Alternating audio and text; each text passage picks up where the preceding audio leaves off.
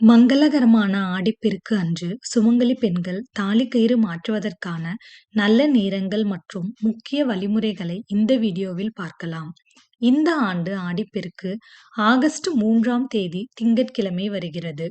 அன்று சுமங்கலி பெண்கள் தாலிக்கயிறு மாற்றுவதற்கு உகந்த நல்ல நேரம் காலை 7:45 மணி முதல் 8:45 மணி வரை, மாலை 3:15 மணி முதல் 4:15 மணி வரை. பொதுவாக காலை நேரத்தில் மாற்றுவது சிறந்தது.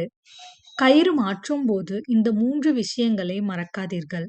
முதலாவது, புதிய மஞ்சட்கயிற்றை மாற்றும் போது வீட்டில் உள்ள சுமங்கலி பெரியவர்களிடம் ஆசி பெறுவது மிகவும் சிறப்பானது.